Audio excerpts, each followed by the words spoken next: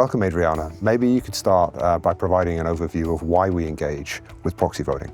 Proxy voting is one of the most effective levers we have as a shareholder to be able to directly communicate with boards and management teams of the companies that we invest in on what our governance expectations are. We see it as a part and parcel of just being an active owner and engaging with those companies and ensuring that they are aligning with our expectations, or we can take the time to understand the company's specific context on where there may be some divergence. Tell us about the policies we have in place to support this process.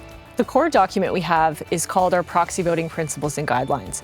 It's available on our website, and we kind of invite anyone to look at it who's interested in understanding our governance expectations of public companies. This document is instrumental to us in terms of guiding us in how we make our voting decisions and framing how we engage with public companies. Tell us about the highlights of this year's voting season.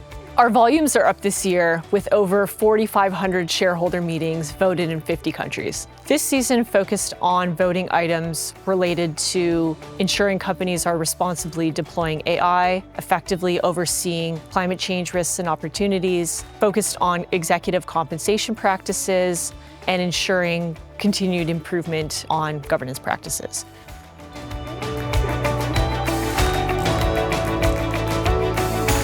Can you elaborate on our climate voting policy? We introduced our climate voting policy in 2021 to support our expectation that boards and management teams of our portfolio companies integrate material climate change risks and opportunities into their strategy, operations, and disclosure. Richard, what have you seen happen since we put that policy in place? I think we saw real progress. Initially in companies responding to outline the risks that they identified and how they were thinking about it integrating into strategy. But I think we also saw that despite very clear policy guidance from governments around the world of their intent to pursue the comprehensive decarbonisation of their economies, we still didn't see enough companies disclosing their emissions baseline.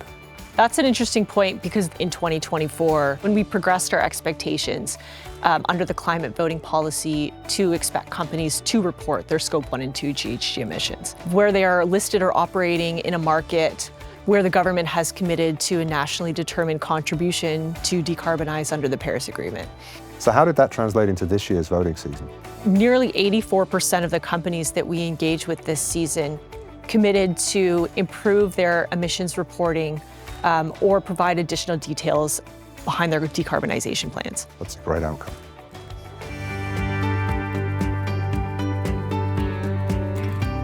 We added the expectation that boards be diverse in ways that link to the company's specific circumstances.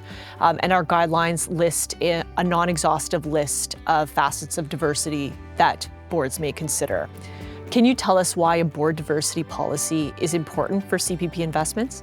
I think the way to ensure that there is really appropriate diversity of challenge is to ensure that there are diverse perspectives in the boardroom. And that can be addressed in part through a board skills matrix, ensuring that people have different professional backgrounds, different areas of expertise, but also the cognitive diversity that is brought to the agenda through lived experiences and people's international experiences, other perspectives that have informed their lives are important lenses to inform that discourse, that challenge, and that counsel as it's provided to shape corporate strategy. What do you think Canadians should know about our proxy voting approach? One of the foundational principles that guides our policy is that management are responsible to the company and accountable to the board. And the board in turn is responsible to the company, but accountable to us as owners. And we have very clear expectations, very clearly articulated expectations of directors, and that is that they will provide appropriate oversight and counsel of the management teams to ensure that material business risks and opportunities are considered when they set strategy, when it's implemented operationally, and in their communications to the market.